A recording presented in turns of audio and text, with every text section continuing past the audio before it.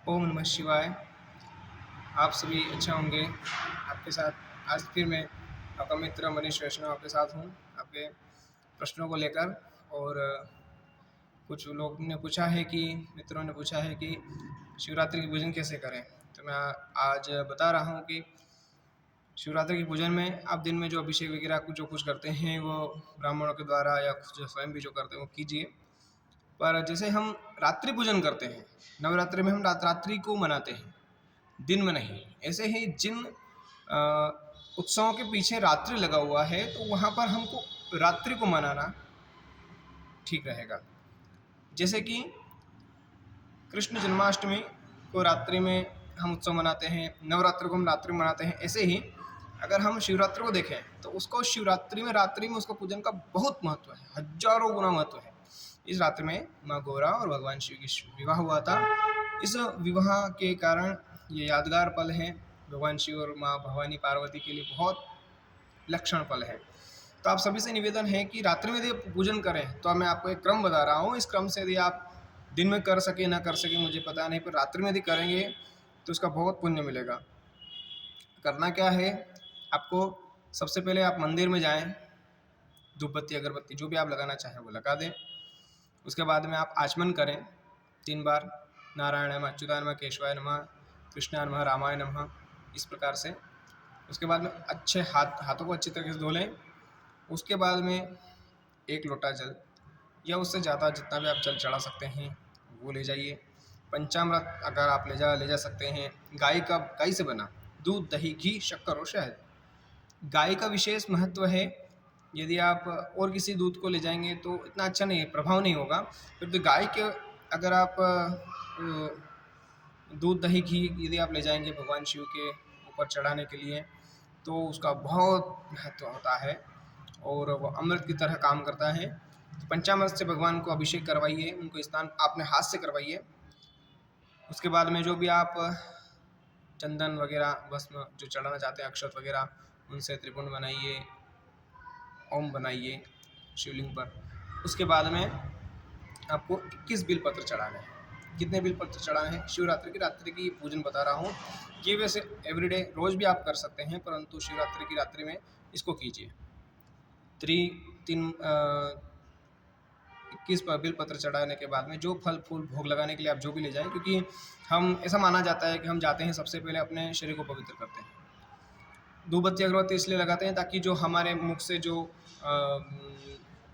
कीटाणु वगैरह निकलते हैं वो उससे ख़त्म हो जाए और वो जो वातावरण है वो सुगंधित हो जाए। हमारे श्वास के द्वारा जो भी कीटाणु बाहर आते हैं वो उससे ख़त्म हो जाए। हम सुगंधित तो वो सुगंधित द्रव्य ले जाएं उनके लिए, मतलब इत्र वगैरह ले जाएं, अगरबत्ती धूप बत्ती जो भी आप लगाना चाहें वो लगा दें। उसके बाद में आप उनको नहलाएं, आह्वान करें उनका कि आप यहाँ पधारिए और ध्यान करें। उसके बाद में आप उनको नहलाएं, पंचामृत से नहलाएं, पानी से नहलाएं, गन्ने के रस से नहलाएं, अलग अलग प्रकार के रसों से आप नहला सकते हैं, नारियल के जल से आप नहलाएं और इस प्रकार से उनका पूजन कीजिए। उसके बाद में आप उसका अक्षत, चंदन, रोली वगैरह जो भी आप चढ़ाना चाहते हैं वो चढ़ाएं। उसके बाद में पुष्प वगैरह जो आप ले जाएं वो चढ़ाएं। 21 बिलपत्र अवश्य चढ़ाएं उन पर। हम उसके बाद आप कितने भी आगे से चढ़ा सकते हैं, हजारों बिलपत्र चढ़ाएं, परंतु 21 तो चढ़ाई सही। उसके बाद में ये करना है कि आप अपने मन की जो कामना है, प्रार्थना है वो करें। दिए में लेकर उनकी आरती उतार दें। अच्छा, 2 बात है। एक दीपक जो आप लगाते हैं वो उससे आरती नहीं उतारी जाती। जिस दीपक से आरती उतारी जाती है वो दीपक रखने के काम नहीं आता, मतलब वो दिया नहीं माना जाएगा। जिनसे हम आरती उतारते हैं वो भगवान की नज़र उतारते हैं, तो वो हम ऐसा मानते हैं कि भगवान आपकी को यदि कोई नज़र लगी हो तो वो हमको आ जाए, तो वो भगवान की नज़र उतार कर हम उसको आरती लेते हैं। तो आरती भगवान को भी नहीं दी जाती है। हिंदू धर्म में आप ये इस चीज़ का ध्यान रखिएगा, शास्त्रों में कहीं भी भगवान को आरती देने का कोई वर्णन नहीं है। हम चारों दिशाओं में देते हैं तो ताकि जो चारों दिशाओं में जो आत्माएं हैं, सूक्ष्म जीव हैं, वे उसको लेकर वो उसको धन्य हो जाएं, वो उनको भी मिले। दिशाओं के जो देवता हैं वो भगवान के सामने नतमस्तक खड़े रहते हैं। जब उनकी आरती उतरती है तो वो उनको भी उसकी आरती मिले और हम भी उसको कि भगवान आपकी जो नेगेटिविटी है, आप में जो अगर कोई नज़र लगी हो तो वो हमारे ऊपर आ जाए। ऐसा अच्छा भाव रखते हुए हम आरती लेते हैं। तो आरती कीजिए, दीपक घी का लगाइए, इत्र चढ़ाइए और भांग का अगर भोग लगा सके तो अच्छी बात है। मिष्ठान्न का भोग ज़रूर लगाइए, क्योंकि कभी भी भगवान को भूखे नहीं उठाना चाहिए। यदि हमने बुलाया है तो भूखा नहीं। वस्त्र के लिए यदि आप कुछ टॉवल वगैरह ले जाएँ तो अच्छी बात है, नहीं तो आप जो हमारा लच्छा गंडा वगैरह जो होता है वो उस पे चढ़ा सकते हैं। उसके बाद में इस जो पूजन मैंने जो आपको बताया, क्रम बताया, इसको आप त्रिकाल संध्या में उपयोग कर सकते हैं। शिवरात्रि की रात्रि में त्रिकाल संध्या करनी है।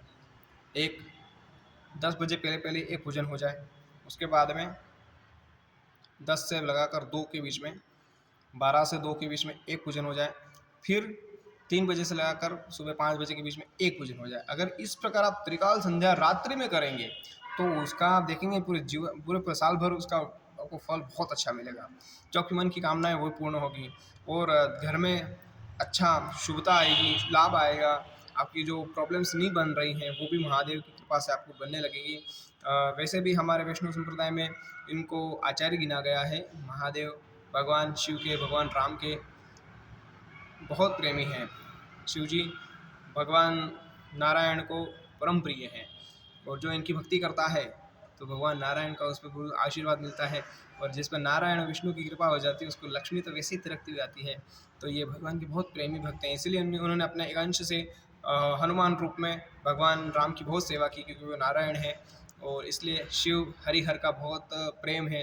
इसलिए आप सभी से निवेदन है कि शिवरात्रि की जो आप पूजन है वो नवरात्रि के समान रात्रि में करेंगे तो उसका ज़्यादा फल मिलेगा। इसी के साथ में यदि आपको कुछ और मुझसे जानना हो तो आप कमेंट बॉक्स में कमेंट करके मुझे बता सकते हैं कि उनको ये चीज़ पूछनी है। जो मेरी बुद्धि होगी उसके अनुसार मैं बताने की कोशिश करूँगा। इसी के साथ में ओम नमः शिवाय।